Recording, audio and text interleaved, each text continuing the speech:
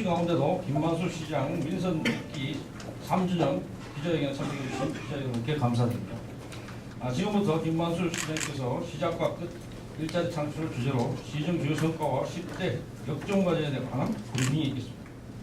네, 여러분 오늘이 제가 이 두 번째 임기 시작한 지 3년째 되고 2010년부터로 따지면 7년입니다. 최장수 시장입니다. 그 전에 원혜영 시장님, 홍범표 시장님 계셨지만 한 번 반씩 한 택이라 제가 제일 길게 부천시장을 하고 있는 셈입니다. 7년 동안 함께 도와주셔서 감사드리고 이제 남은 1년 동안 또 좀 역점을 둬야 될 일에 대해서 말씀을 드리고자 오늘 함께 했습니다. 지난 3년 동안 우리가 했던 일은 뭐 되게 다 아시니까 자료로 대체한다 생각하고 간단하게 말씀을 드리겠습니다. 제가 늘 말씀드린 것은 4가지 혁신 주제를 시정의 화두로 끌고 가는 것이었습니다. 재정, 공간, 행정, 표준. 전에는 이제 그 표준을 이제 교통혁신 이렇게도 표현했습니다만 두 번째 임기에는 이렇게 끌고 가고 있습니다.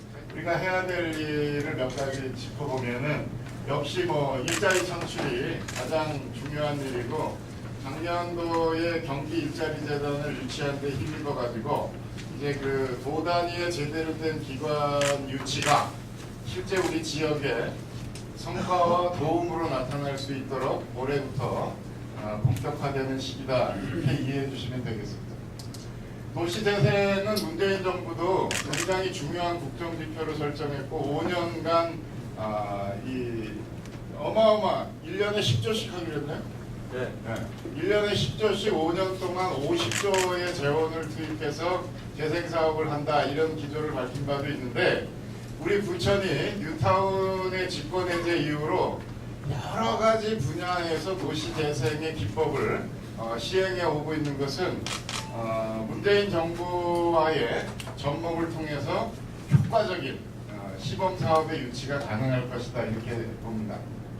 그래서 중요한 거 몇 가지가 있는데 일단 17만 평에 달하는 오정 분부대 이전 사업이 드디어 이제 올해부터 가시화됩니다. 2023년까지 오정 일종의 오정 신도시의 마무리를 위해서 우리가 매진할 계획이고 종합운동장 역세권과 추니 허브렉스 도시재생 사업은 이미 국가 시범 사업으로 채택이 된 바 있는데 그린벨트 해제 절차가 아직 마무리가 안 됐습니다. 그런데 지난주에 드디어 이제 그린벨트 해제의 거의 8, 9부 능선을 넘었기 때문에 8월 중에 정식으로 그린벨트 해제의 발표만 남기고 있지 않았나라는 판단을 합니다. 그러면 이 종합운동장 주변, 종합운동장역과 추니역까지 이어지는 허브렉스 지역의 도시재생 사업이 본격적으로 1년 동안 이제 진행이 될 예정입니다. 그리고 앞으로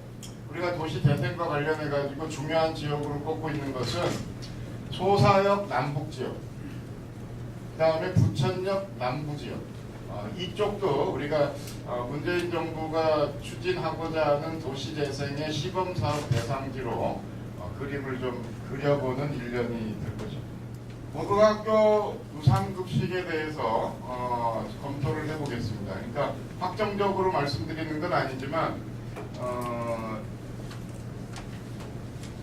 경기도가 무상급식에 이제 본격적으로 동참하게 되면서 부천시가 한 36억 정도의 재원 여력이 생겼습니다. 그리고 김상곤 교육부 장관 후보자의 대표 정책이 무상급식 정책이기 때문에 순조롭게 안착한다 그러면 국가 차원에서 학교급식법 개정을 전제로 하는 중앙정부의 무상급식 지원 예산이 편성될 것으로 우리는 보고 있습니다.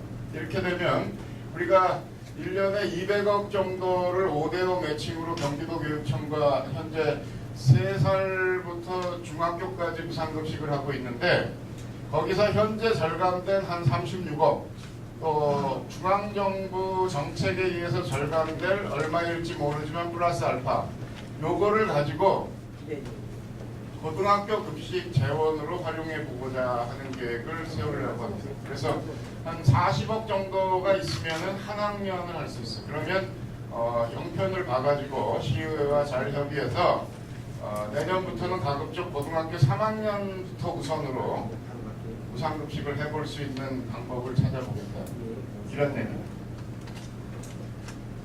BB 1-2-3는 잘 아시는 것처럼 창동 영상단지, 종합운동장 주변, 대장동 일대에 대한 기업 유치 여력을 획기적으로 강화하는 사업을 진행을 할 겁니다. 그 다음에 문화예술회관도 대상 부지를 이제 시청 좌측편으로 확정을 해놓고 현재 행자부 지방행정연구원의 심의를 받고 있는 과정인데 몇 가지 조금 보완 요청이 있었습니다. 그러니까 콘서트 전용홀의 활용도가 좀 낮을 우려가 있기 때문에 다목적 홀로서의 기능을 좀 보강했으면 좋겠다 이런 얘기가 있었고 우리는 경기도와 협의해서 부천 자체의 예술회관 건립 계획으로 시작을 했지만 경기도의 제2예술회관으로 이 컨셉을 좀 보강을 지금 하고 있습니다. 그렇게 되면 수원에 있는 경기예술회관을 이제 보강하는 서부 경기권역의 경기예술회관을 부천에 짓는 컨셉으로 BC를 좀 보완하는 겁니다. 그러면 광명시흥 김포까지 커버할 수 있는 경기예술회관으로서의 활용도를 보강을 하면 경제성이나 활용도 측면에 있어가지고 상당히 보완이 될 것으로 기대를 하는 겁니다. 그래서 이것도 정말 우리 중동신도시 만들 때부터 수건 사업이기 때문에 내년 1년 남은 임기까지는 착공할 수 있도록 준비하려고 합니다. 그다음에 광역교통망은 뭐 현재 차질 없이 되고 있는데 이 소사 대곡 지하철도 뭐 이제 착공을 했고 남은 것은 원종 홍대선을 이 계양구하고 이제 공동 영역을 통해서 인천 지하철까지 연결하는 일을 1년 내에 좀 확정을 해보려고 합니다. 그러면 원종 사거리에서 오정동, 대장동 우리가 개발하려고 하는 지점을 통과해서 계양구 작전동으로 이어지는 노선을 추가하려고 지금 용역을 준비 중에 있습니다. 경인고속도로 지역은 뭐 다 결정이 됐는데 남아있는 거는 이제 경인전철 지하화 이것은 국토부가 새롭게 좀 검토해야 될 여지가 있지 않은가 그런 판단에서 당장 어떻게 하기보다는 조금 호흡 조절을 하면서 지역의 국회의원들과 상의해 가면서 방향을 잡아보도록 하려고 합니다. 공원 녹지 확대하는 거, 그다음에 아기환영 정책 이제 작년 시작을 했습니다만 이 출산 장려 정책이라는 게 그렇게 뭐 단기간에 성과가 나오는 것이 아니기 때문에 좀 조바심도 납니다만 꾸준히 우리가 이 정책을 좀 보강을 하고 강화를 한다 그러면 어느 정도의 개선 효과를 기대하는 1년이 될 수도 있겠다 이렇게 보고 있습니다. 미세먼지 저감 대책도 국가적 화두이기 때문에 우리 시 자체적으로 어떤 완결적 대책은 나오지 않는다 하더라도 부천이 지정학적으로 미세먼지에 좀 취약한 공간이기 때문에 국가 정책과 더 결부지어서 부천이 조금 더 강화된 대책을 갖고 있어야 되겠다라는 것을 말씀을 드리는 겁니다. 그 다음에 이제 국제적으로 우리 문화도시 부천의 격을 높이는 일도 부천의 브랜드 가치를 위해서 굉장히 중요한 일입니다. 그래서 우리가 유네스코 창의도시 문학도시 가입을 지금 10월이면 확정이 되려고 하고 있는 건데 상당히 좀 긍정적인 접근이 이루어지고 있다라는 말씀이고 또 마찬가지로 한 10월쯤에는 애니메이션 페스티벌 비아프가 여러분 잘 알게도 오스카상 아카데미 영화제와 제휴하는 그 인증을 올해 좀 받는 것을 목표로 하고 있는데 이것도 굉장히 좋은 신호를 우리가 좀 받고 있습니다. 이렇게 되면 비아프의 입선 작품, 수상 작품이 바로 오스카상 후보로 노미네이트 되는 겁니다. 그러니까 이게 일본에서 딱 하나가 있고 우리 이제 동아시아 권역에서는 아마 두 두 번째로 추진되는 그런 좀 굉장히 중요한 일로 우리가 생각을 하고 있고, 우리 그 복사골 말동물도 국제 인증을 강화하도록 이렇게 했습니다. 제가 이제 한 가지만 좀 더 강조드리려는 게, 여기 쓰지는 않았습니다만, 그 1년 동안 남은 1년 동안 제가 좀 의욕을 내고자 하는 일은 행정혁신 2단계입니다. 그러니까 1년 전에 우리 부천이 구청을 폐지하고, 그 구청을 폐지한 행정혁신의 성과가 어느 정도 이제 가시적으로 느껴지고 나타나고 있습니다. 이것을 발판으로 2단계 행정혁신을 해보고자 하는 겁니다. 그 핵심은 한마디로 얘기하면 36개 부천의 동사무소를 10개의 광역동으로 통합하는 겁니다.